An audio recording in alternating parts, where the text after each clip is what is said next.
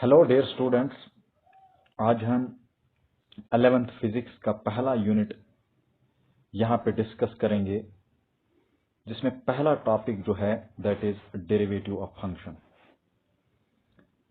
Derivative of function जो है ये बहुत ही इंपॉर्टेंट टॉपिक है 11th के फिजिक्स में। जब आपको डिफरेंशिएशन बहुत अच्छे तरीके से समझ आ जाएगा तो आपको फिजिक्स में बहुत ही मजा पढ़ने में आ जाएगा और आपको समझ भी आ जाएगा। चलिए हम लोग पहला पॉइंट यहां पे डिस्कस करेंगे। One of the most important and fundamental operation in calculus is differentiation. एक बहुत ही इंपॉर्टेंट और फंडामेंटल ऑपरेशन जो कैलकुलस में है वो हमारे पास डिफरेंशिएशन है। डिफरेंशिएशन को समझना बहुत ही इजी है, लेकिन आपको कुछ पॉइंट्स के बारे में बड़ा ध्यान रखना है और ख्याल रखना है कि इन पॉइंट्स को हम लोग कैसे यूज करेंगे। The theory of differentiation has been developed on the basis of concepts of limits and continuity.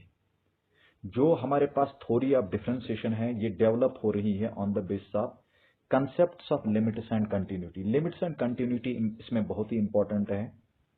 इसी के बेस पे हम लोग थ्योरी ऑफ डिफरेंशिएशन को डेवलप करते हैं किसी भी फंक्शन का।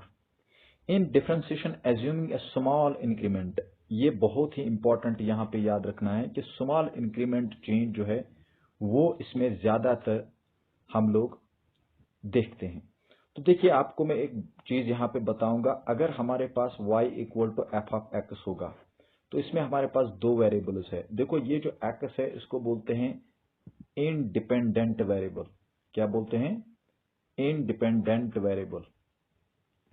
और ये जो हमारे पास y होता है इसको बोलते हैं डिपेंडेंट वेरिएबल। तो इसको बोलेंगे इंडिपेंडेंट वेरिएबल और y को हम लोग क्या बोलते हैं? Dependent variable. ये होता है डिपेंडेंट वेरिएबल। पहले दो पॉइंट्स आपको ये याद रखना। अब देखिए जो हमारे पास डिपेंडेंट वेरिएबल होता है और जो हमारे पास इंडिपेंडेंट वेरिएबल होता है, इन दोनों में हम लोग एक रेशो लेते हैं।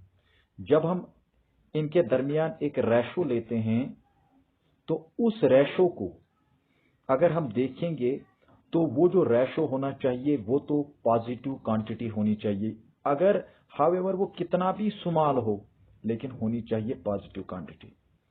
सो the operation consist of finding out the rate of change. इसमें इसीलिए हम लोग बोलते हैं rate of change of dependent variable. देखो rate of change of dependent variable with respect to independent variable. अगर मान लीजिए हमारे पास इंक्रीमेंट डेल वाई है और साथ में इंक्रीमेंट डेल एक्स है, लेकिन इसका लिमिटिंग वैल्यू जो है वो हमारे पास del x tends to zero है। इस चीज को बोलते हैं डेरिवेटिव। डेरिवेटिव बोलते हैं इसको। क्या बोलते हैं बेटा? या तो डेरिवेटिव बोलेंगे या तो डिफरेंशियल कोएफिशिएंट बोलेंगे। आई होप यहां तक आपको समझ आया होगा। देखो यहां पे डिपेंडेंट वेरिएबल y है और with respect to independent variable, जो इंडिपेंडेंट वेरिएबल हमारे पास x है, the ratio this measured is known as, जो हम रेशो यहां पे 10 मेजर करते हैं उसको हम डेरिवेटिव बोलते हैं या हम उसको डिफरेंशियल कोएफिशिएंट बोलते हैं किसी भी फंक्शन का। चलिए आगे हम देखेंगे। अगर हमारे पास एक x real variable and let us assume the value changes. Suppose अगर मैं आपको बताऊं कि हमारे पास एक एक्स है, ये हमारे पास एक्स वैल्यू मैंने ले लिया फ्रॉम ऑरिजिन से। कहां से ले लिया? ऑरिजिन से। अगर यहां तक हमारे पास x1 है और यहां से यहां तक हमारे पास उसके बाद इस पॉइंट से इस पॉइंट तक x2 है। तो देखिए आप समझो बात को, ये जो x1 है इसको हम लोग बोलते हैं इनिशियल वैल्यू। क्या बोलते हैं? Initial value. और ये जो हमारे पास x2 है इसको बोलते हैं फाइनल वैल्यू। क्या बोलते हैं बेटा? Final value. अगर मैं आपको यहां पे बताऊं कि हमारे पास इनिशियल वैल्यू और फाइनल वैल्यू जो है वो हमारे पास क्या है, x1 और x2 हमारे पास, देखो x1 हमारे पास है इनिशियल वैल्यू और x2 हमारे पास है final value of the variable x। लेकिन ये तो x में ही है क्योंकि हम लोग इसको x एक्सिस पे ही मेजर करते हैं। द x2 माइनस x1, जो हमारे पास अब x2 माइनस x1 है, देखिए यहां से यहां तक हमारे पास x2 है और यहां से यहां तक हमारे पास x1 है। तो x2 माइनस x1 जो है, इसको अगर देखेंगे, इस चीज को हम लोग बोलते हैं डेल x, यानी यही एक इंक्रीमेंट होता है, is known as increment in the value of x।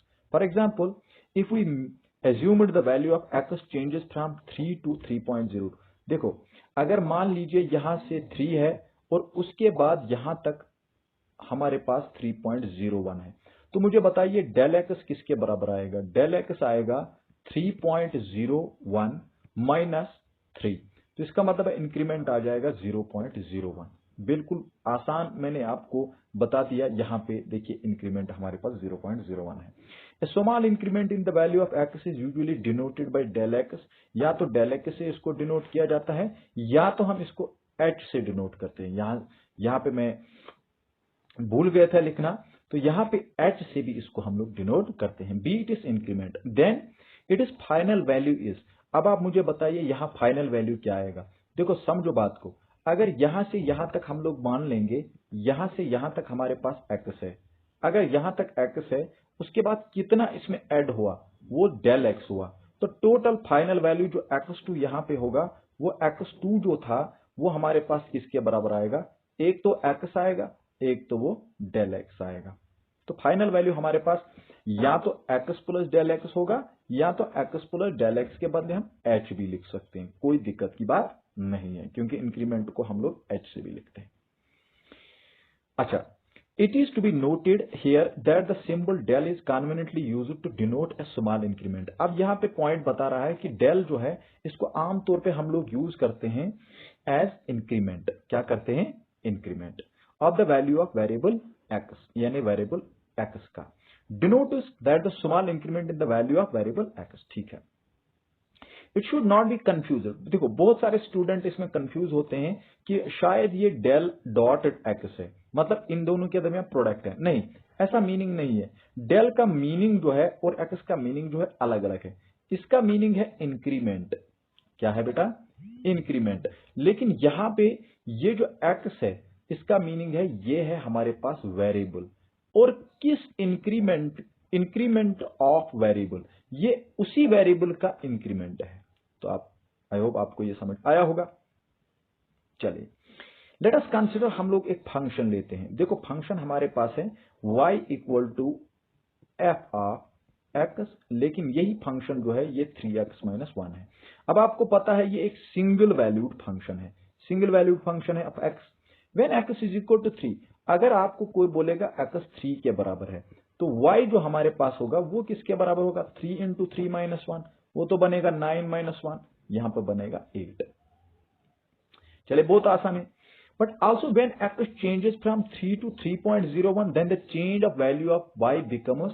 देखो अगर हमारे पास y अब चेंज हुआ और साथ में x भी तो चेंज होगा, देखो 3x प्लस डेल x आएगा, साथ में माइनस 1। इसका देखिए जरा, यहां पे हमारे पास y प्लस डेल y आ जाएगा, उसके बाद 3 आ जाएगा, x के बदले हमारे पास क्या है? 3 प्लस इंक्रीमेंट किसके बराबर है? 0.01 माइनस 1। अब देखिए ये तो 3 आ गया, ये आ जाएगा 3.01, उसके बाद यहां माइनस 1, ये तो 9.03 आएगा माइनस 1। अब ये हमारा वैल्यू क्या आएगा? 8.03। तो ये आ गया हमारे पास y plus del y। I hope यहां तक आपको क्लियर हो गया होगा। अब आप मुझे बताओ, अगर आपको कोई बोलेगा डेल y खाली बताइए y में कौन सा इंक्रीमेंट है, वो तो बनेगा 8.03, क्योंकि फाइनल वैल्यू ये है। माइनस हम करेंगे y, तो y खुद क्या है? y हमारे पास होगा 8। तो इस तरीके से हमारा वैल्यू जो है 0.03 आएगा। आई होप यहां तक आपको क्लियर हो गया होगा। देखिए ये हमारे पास है 0.03। This change in the value of dependent variable is sometimes denoted by k। कभी कभी हम लोग इस चेंज को, ये जो चेंज हम लोग देखते हैं, इस डेल को कभी कभी k से भी रिप्रेजेंट करते हैं। y equal to f of x, अगर मैं आपको बताऊं कि y एफ ऑफ एक्स के बराबर है, तो ये c के बराबर है, सम कांस्टेंट के बराबर है। देन हमारे पास आप यहां पे बताइए कि ये y प्लस डेल y है, उसके बाद f of x plus del x किसके बराबर आएगा? तो एफ ऑफ एक्स आपके पास c के बराबर है, तो f of x plus del x भी सी के बराबर ही होगा। देखो आप बोलोगे सर y हमारे पास y प्लस डेल वाई है, f of x plus del x है, लेकिन ये c के बराबर है, तो c को भी हम लोग डेल c ऐड करेंगे। ये हमारे पास डेल c है। भैया ये तो कांस्टेंट था ना, अगर ये कांस्टेंट था तो ये फिर कांस्टेंट कहां रहेगा, इसमें तो चेंज आ गया, कांस्टेंट में चेंज आती ही नहीं है, तो ये हमारे पास गलत होगा। इसलिए c जो है, c हमारे पास देखो यहां पे लिखा भी है मैंने कि as the value of a constant can not be incremented, इसको हम लोग ऐड नहीं करते हैं, नहीं बढ़ाते हैं। तो हमारे पास डेल वाई किसके बराबर आएगा, देखो डेल वाई खुद जो होगा वो डेल वाई अब बराबर होगा f of x plus del x minus y, लेकिन यही जो है f of x plus del x ये माइनस एफ ऑफ एक्स के बराबर था। देखो फंक्शन जो था वो हमारे पास एफ ऑफ एक्स, वाई जो था वो एफ ऑफ एक्स के बराबर था इनिशियली। अब डेल वाई हमारे पास ये है। अब बिल्कुल आसानी से हम लोग यहां तक पहुंच गए, देखो यहां तक पहुंच गए। अब उसके बाद dividing both side by del x करेंगे, we get the incremental ratio. अब हम डेल वाई को अगर हमने डेल एक्स डिवाइड किया तो फिर ये हमारे पास रेशो आ जाएगा। अब अगर ये रेशो आ गया तो आरएचएस साइड में भी डेल एक्स डिवाइड होगा, लेकिन del x tends to zero का मतलब कि ये जीरो के बराबर नहीं होना चाहिए। अगर मान लीजिए जीरो के बराबर होगा तो नीचे जीरो आ जाएगा, इसका मतलब है 1/0 बनेगा, मतलब टर्म तो हमारे पास ऊपर न्यूमरेटर रहेगा, लेकिन वो तो नॉट डिफाइंड होते हैं, क्योंकि हमें जानते हैं 1/0 जो होता है वो नॉट डिफाइंड होता है। अब ये जोक बताएंगे यहाँ पे 1/0 का मतलब 1 किसी में डिवाइड ही नहीं करेंगे, तो वो कहां डिफाइन होगा जब 1 रुपया किसी में डिवाइड ही नहीं होगा। अच्छा, if the ratio del y by del x tends to a definite finite limit, देखो अगर del y by del x किसी finite limit, definite finite limit को टेंड करेगा, व्हेन कब करेगा ये, जब डेल एक्स टेंड करेगा जीरो को, then the limiting value so obtained is known as derivative, या हम उसको डिफरेंशियल कोएफिशिएंट भी बोलते हैं। देखो डेरिवेटिव भी इसको बोलते हैं या डिफरेंशियल कोएफिशिएंट भी बोलते हैं। मान लीजिए del y divide by del x जो है उसको हमने limiting value del x tends to zero लगा दिया, और यहां से हम लोग क्या हासिल करते हैं, d y by d x, इसी को डेरिवेटिव बोलते हैं, इस चीज को डेरिवेटिव बोलते हैं या उसको डिफरेंशियल कोएफिशिएंट भी बोलते हैं। अच्छा, y अगर एफ ऑफ एक्स के बराबर है with respect to x and is denoted by del y by del x और f dash of x.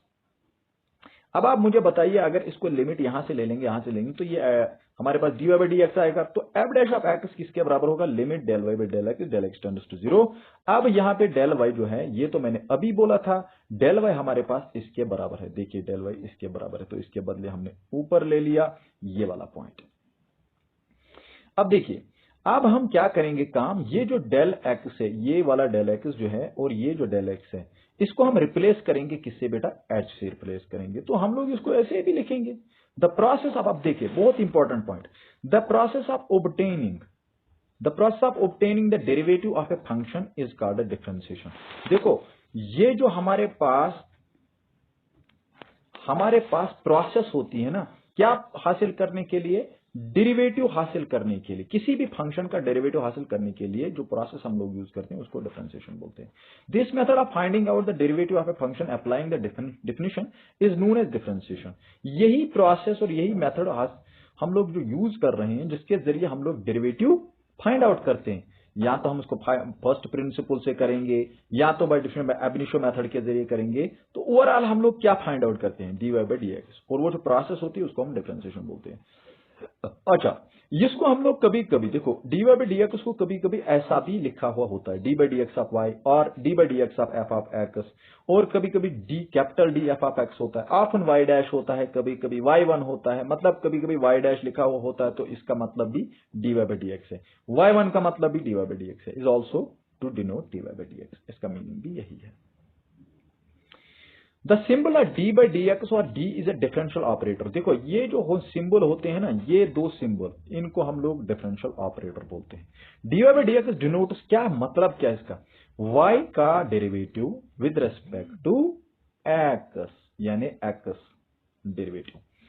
It does not mean the coefficient obtained on dividing d y by d x. ऐसा मतलब नहीं है कि D Y को हम लोग divide करेंगे डी एक्स से और वहां से कोई कोएफिशिएंट हासिल करेंगे, नहीं, ये मीनिंग नहीं है, ये भैया मीनिंग नहीं है। ऑन द अदर हैंड इसका सिंपल मीनिंग है derivative of y with respect to x. The increment of the ratio del y by del x means, इसका मतलब क्या है फिर, as usual average change in y, इसका चेंज इन वाई मतलब है corresponding to the limit change in the x, यानी x में कितना चेंज आया। देखो यहां से यहां तक तो एक्स था, लेकिन कितना और इसमें डेल एक्स ऐड हुआ, तो टोटल हमारे को बना डेल एक्स और यहां पे एक्स, यानी x plus del x. I hope यहां तक आपको क्लियर हो गया होगा। आगे का जो टॉपिक है उसको हम नेक्स्ट वीडियो में डिस्कस करेंगे। तब तक के लिए अल्लाह हाफिज। आप लोग इसको लाइक कीजिए, शेयर कीजिए और हमारे चैनल को सब्सक्राइब भी कीजिए, ताकि आप लोगों को नेक्स्ट वीडियोस का पता चलेगा कि हम लोग कब उसको अपलोड कर रहे हैं और आप तक वो जल्दी पहुंचने वाला है। Thank you to all of you.